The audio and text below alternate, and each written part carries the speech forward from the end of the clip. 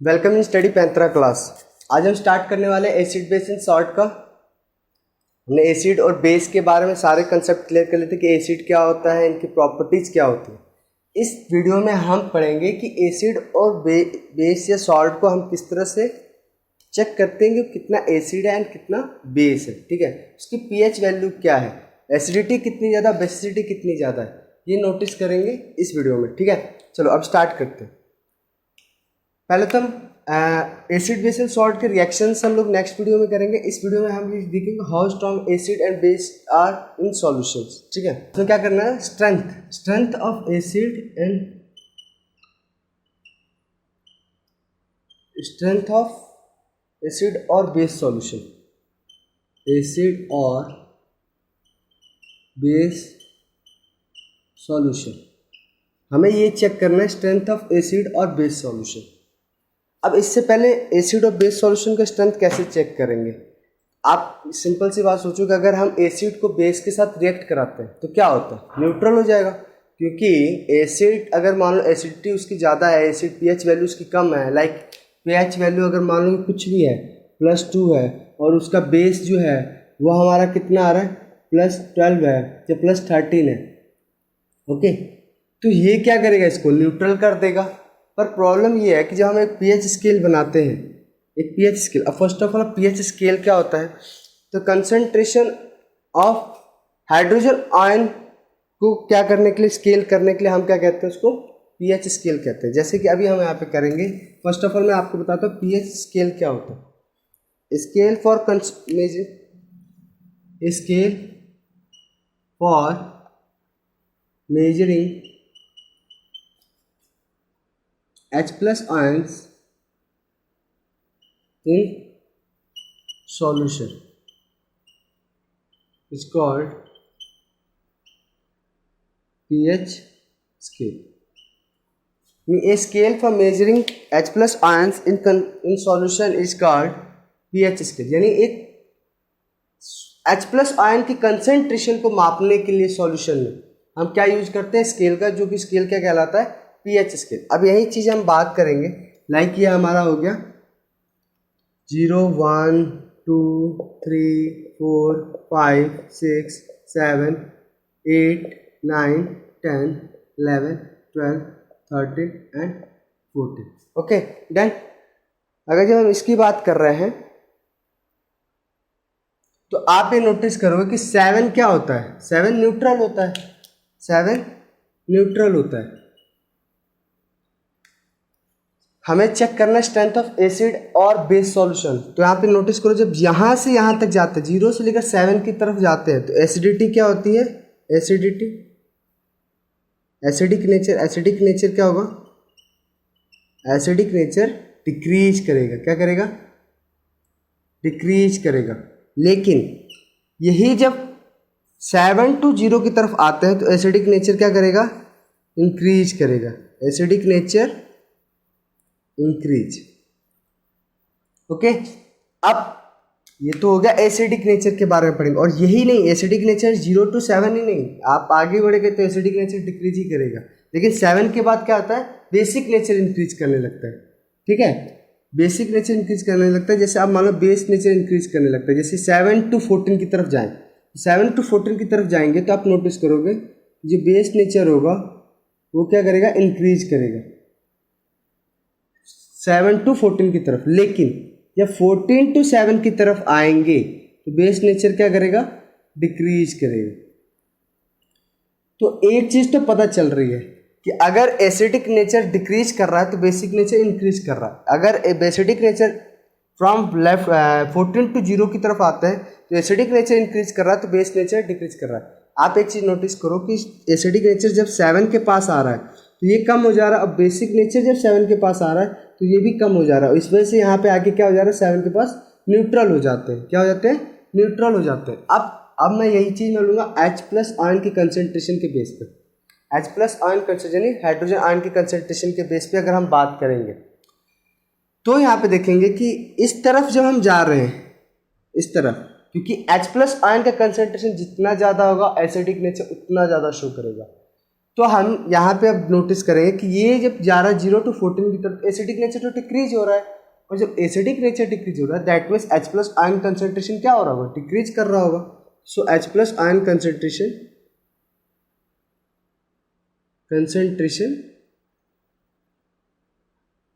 Decrease, और किसका concentration increase कर रहा होगा, हाइड्रोक्साइड आयन का, OH आयन का.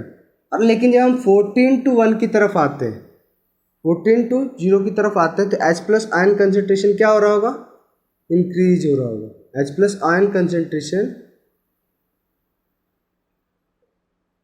इंक्रीजेस. सो ये होता है हमारा एक एसिड और बेस नेचर को मापने के लिए एक स्केल का यूज करते हैं, जो कि हमारा क्या होता है, pH स्केल होता है. और इस पर ये कैसे काम करता है, 0 to 7 की तरफ जाएंगे तो एसिडिक नेचर डिक्रीज करेगा, 7 to 1 की तरफ आएंगे तो एसिडिक नेचर इंक्रीज करेगा, तो 7 to 14 की तरफ जाएंगे तो बेस नेचर इंक्रीज करेगा, और 14 to 7 की तरफ आएंगे तो बेस नेचर डिक्रीज करेगा. ठीक है. और concentration on the basis of concentration of hydrogen ion, उसके हिसाब से करें तो H प्लस आयन जो होगा कंसंट्रेशन डिक्रीज करेगा from left to right side, लेकिन H plus ion concentration increase करेगा from right to left side. तो ये चीज़ हो जाएगी. अब इसमें बात आती है कि एसिड और बेस, जब एसिड और बेस को रिएक्ट कराते हैं तो क्या होता है, न्यूट्रलाइजेशन रिएक्शन होता है. ओके डन, इतना समझ में आ रहा ये. चलो अब इसको मैं इरेज करता हूँ ना. एसिडिक नेचर क्या होता है, अब यहाँ पे अगर हम बात करें कि neutralisation reaction, first of all जान लेते हैं कि न्यूट्रलाइजेशन रिएक्शन होता क्या है. Neutralisation reaction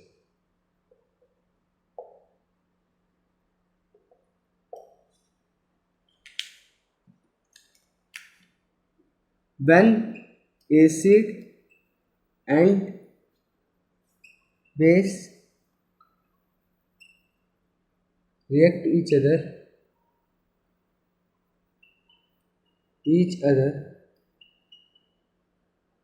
and form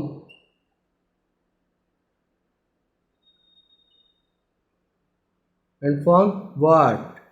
Form salt and form, जब acid and base react to each other and form salt and water. ठीक है. जब एसिड और बेस रिएक्ट करते हैं तो salt and form and they neutralise to each other. ये क्या करते हैं, so it is called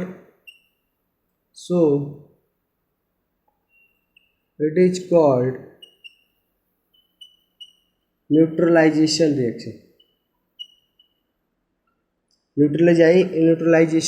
reaction. जब एसिड और बेस रिएक्ट करते हैं तो फॉर्म करते हैं सॉल्ट एंड वाटर, और they neutralise to each other, they neutralize करते हैं, खुद दोनों एक दूसरे को न्यूट्रलाइज करते हैं. So it is called neutralisation reaction. कहने का मतलब जब एसिड और बेस रिएक्ट करते हैं एक दूसरे के साथ तो सॉल्ट और वाटर फॉर्मेशन करते हैं and they neutralise to each other, ये एक दूसरे को क्या करते हैं, न्यूट्रलाइज करते हैं. So it is called neutralisation reaction. इस वजह से इनको क्या कहा जाता है, न्यूट्रलाइजेशन रिएक्शन कहते हैं. अब इसमें बात करते हैं कि अगर मान लो कि वीक न्यूट्रल, जैसे मान लो कि स्ट्रॉन्ग बेस और स्ट्रॉन्ग एसिड लेते हैं, स्ट्रॉन्ग बेस और स्ट्रॉन्ग एसिड को जब रिएक्ट कराएंगे तो हमारा क्या बनेगा, न्यूट्रलाइजेशन रिएक्शन होगा और कंप्लीट न्यूट्रल हो जाएगा. बट अगर हम स्ट्रॉन्ग बेस ले लें और स्ट्रॉन्ग वीक बेस एसिड ले लें तब उसके वो न्यूट्रल होगा नहीं, न्यूट्रलाइजेशन रिएक्शन फॉर्म करेगा. ओके डन, कोई इशू नहीं. लेकिन वो उतना ही न्यूट्रल कर पाएगा जितना उसकी टेंडेंसी होगी, जितना उसको रिक्वायरमेंट होगी. अब मान लो एसिड जो है 6 pH वैल्यू है और आपका बेसिक नेचर जो है वो आपका कितना है, आपका एसिड, हाँ आपका बेसिक नेचर 13 है. जब ये रेशियो में आएगा तो यहाँ पे तो आपको 6 को न्यूट्रल करने में कितना होगा, बिकॉज ऑफ दैट हम जानते हैं कि जब 0 to 1 6 की तरफ जाते हैं, जब 0 to 7 की तरफ जाते हैं तो एसिड नेचर क्या होता है, डिक्रीज होता है. लेकिन जब 7 to 14 की तरफ जाते हैं तो बेसिक नेचर क्या होता है, इंक्रीज करता है. तो यहाँ पे 13 है अगर, तो 13 के बेसिक नेचर जो क्या होगा, बहुत ज़्यादा होगा, हाई होगा बेस नेचर. और यहाँ पे हम बात करेंगे तो एसिड नेचर जो यहाँ पे होगा 6 का वो कम होगा, तो जितनी इसकी रिक्वायरमेंट होगी उसको तो न्यूट्रल कर पाएगा, तो बाकी तो बेस नेचर उस ज़्यादा ही शो करेगा. तो सो यहाँ पे बेस नेचर शो करेगा, क्या करेगा, बेस नेचर शो करेगा सॉल्यूशन. तो यही चीज़ होती है. ठीक है. नाउ इससे पहले हम बात करेंगे कि पीएच स्केल. के बारे में। अभी तक इतना न्यूट्रलाइजेशन रिएक्शन हो गया। चलो अब एक टेबल फॉर्मेशन करते हैं। लाइक मान लो कि ये है आपका ओके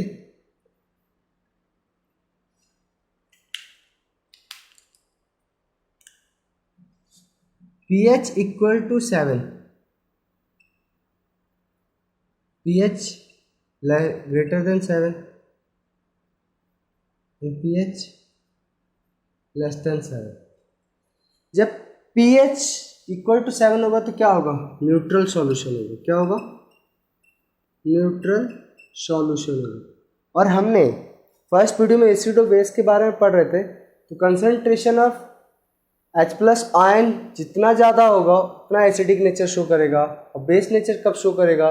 जितना ज़्यादा हाइड्रोक्साइड आयन होगा, यानी OH आयन होगा। ठीक है, तो अब यहाँ पे हम बात करेंगे H प्लस आयन। अब H प्लस आयन सॉल्यूशन के अंदर किस फॉर्म में पाया जाएगा? H3O plus form equal to OH ion के फॉर्म में। ठीक है, अब यहाँ पे आप बोलोगे कि H3O का फॉर्म मतलब से H3O प्लस आयन कब ये क्या हुआ? हाइड्रोनियम आयन हुआ। क्या हुआ? Hydronium ion, hydronium ion.